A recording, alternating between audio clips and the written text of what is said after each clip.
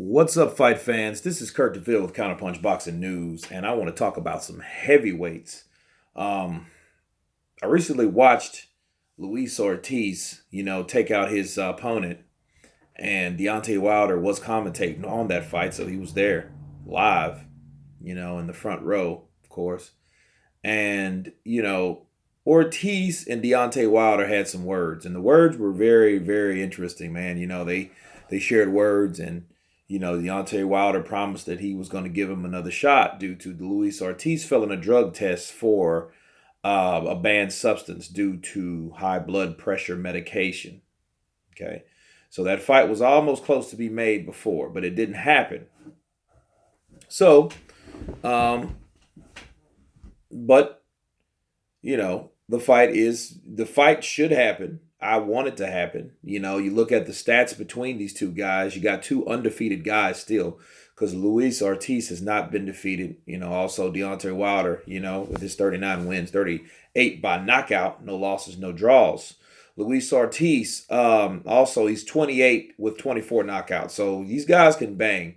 You know, um, I look at the stats on these guys. Deontay Wilder 6'8" or 6'7", and he has a reach of 83. That's a long reach. He looks like a basketball player. Hits like a hockey player.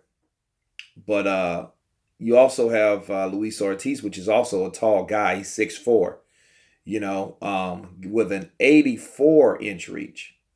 Now, that's very important due to the fact that if you know anything about Deontay Wilder, you know Deontay Wilder is a very awkward fighter.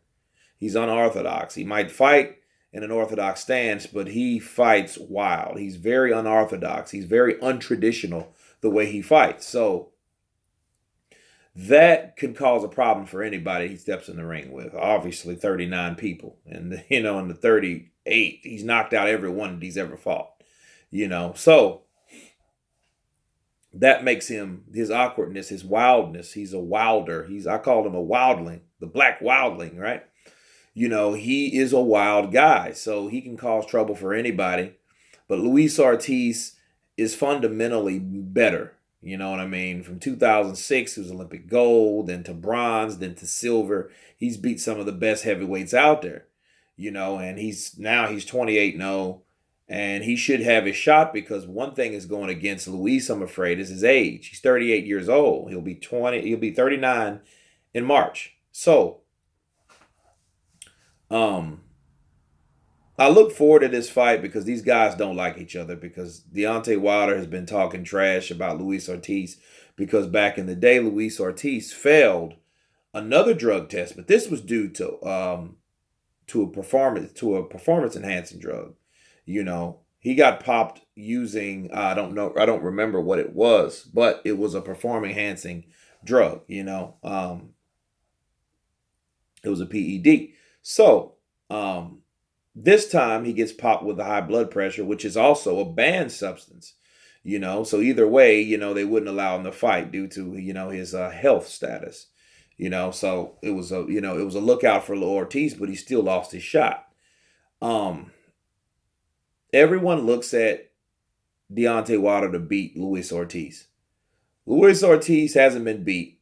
He looks like someone that can't. He looks like someone that you don't want to mess with. And one thing I know about Wilder, the simplest things can stop Wilder. If anybody's seen his fight between Gerald Washington, they call him the Black Rooster.